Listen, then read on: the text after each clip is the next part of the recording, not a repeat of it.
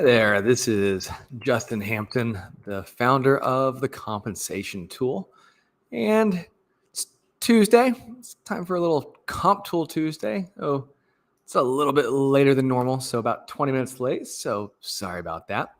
But a couple things that I wanted to kind of touch on today are if one of the first things I want to touch on today is we're going to be running a beta test for a new feature we're going to be releasing in the next couple of weeks. And would really love it if we had some volunteers that would be willing to sign up, take a look, give us some feedback, participate in some questionnaires, and we'll give you access to one of the features that we're going to be releasing ahead of time for everybody, ahead of everybody else. So if you're interested, I am going to post this in the chat right here. Let's see. Hopefully, let's see. Nope, I don't think that went there. Let's see if we can't get this posted where it should be. Oh, where is that? So I'm trying to post the link to where you could sign up and register. Nope. Well, we'll try and get that sorted out here in a couple of minutes. But essentially what we're trying to do is set up a new feature that we'll make available to folks. And before we roll that out, we want to get some feedback just to make sure that everything's working well, to make sure that what we've designed is really kind of suitable and works for you. So we'll be launching that out in the next couple of weeks. So we'll look forward to hearing from you there, and hopefully we can get all set up with that. Now, let's see. So let's kind of hop into some of the comp talk for this week. And, one of the questions that I have seen come up this week is a question of when we target our salary, when we look at salary surveys and we're targeting being market competitive, what should we be targeting? Should we be targeting the midpoints that other companies have? Should we be targeting salaries that other people have? Or should we be targeting something else? And it's an interesting question, and one that I think it's a good question. Lots of surveys have lots of different data points that we can consider: salary, minimums, midpoints, maximums, total cash compensation, all of those things. But specifically, the question that came up about this was: should we be targeting other companies' midpoints or what other companies are actually paying? And the argument for targeting midpoints or the ranges that I think were really interesting was, the market is a range. The market is a range based on the companies, based on the locations, based on an employee's performance and what they are doing. And as an organization, you may find that you have several new employees or several employees that are paid below a midpoint of a range or paid well in excess of midpoint in a range. And if you're looking at that may be different than what a company would really be paying otherwise. So the idea behind that is if you are looking at what employees are actually earning, that is the actual market, and that's what you're genuinely seeing right now. And if you are looking at the midpoints, those numbers may be what the company has kind of stated. This is what their goal to pay is, but maybe that's just their range. And maybe they are paying people outside of that range. So I think it's a really interesting approach, but I would say that most organizations are paying based upon actual employee salaries and kind of where that data is coming from your salary surveys versus using the midpoints. And that's what we have seen with the majority of our clients and Comp Tool, and just as my experience as a practitioner year over year.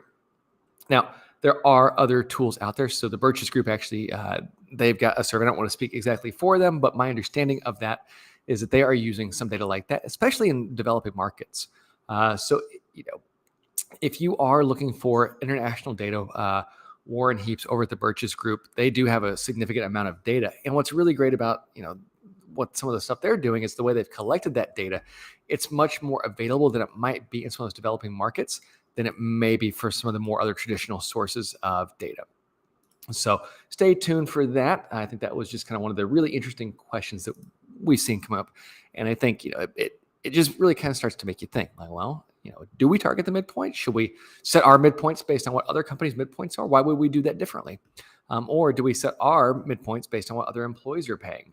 It's a really interesting question and a really kind of something that I think we have to really kind of consider. Another question, this one's a big one. I think this comes up quite a bit because there's not a lot of hard, fast rules. And with most things, compensation, everything kind of depends. And the question was, is there a standard premium or discount that we could apply when we are looking at job matches? And I think really it's going to vary by every company. It's going to vary by the job. It's going to vary by the levels, by the industry, a lot of different things. But what I would say is if you are looking for a job and you can't find a particular level, but maybe you can find that job's level in, up high or one below. So let's say you're looking for, a P3 and you can't find that. You got the P2 or you got the P4. So how do you slot that P3? The approach that I have historically taken is to apply a 20 to 22% geographic or 20 to 22% premium for that particular role, because in many of my analyses that I've done across the surveys I've used over the years, is that if you have a jump from a P1 to a P2 or a P2 to a P3, P3 to a P4, et cetera, that jump is typically, if you average it out across all the jobs, across all different levels, that differentiation is usually around 20 to 22% of the level preceding it. So I think that's a really safe approach. And if you have pay structures or a pay grade that has 10, 11, 12% midpoint progression, that also gives you a nice opportunity to create a two grade differentiation, which can be a really nice way to kind of make sure you are differentiating your roles based on your internal pay bands. Now, if you are looking at this in a different way in terms of, our job requires X, Y, and Z versus, A, B, and C. Well, then I think that, what I have done historically is we cap that differential at about 10%. Oftentimes that differential would actually be based on 10%, that's a different pay grade. So now we are significantly changing kind of the market value of this job. If it's 5% and it moves it around a little bit, that's one thing, but different points to look at. Because if you're saying that a job is more than 10%, that has a greater than 10% premium or a greater than 10% discount, that may just not be a very good match in the first place. So maybe we shouldn't consider using that one. So a couple of different things that have come up this week. Again, we'd love to encourage you to take a look at joining our beta project as we get ready to roll that out. So I've posted the link down here.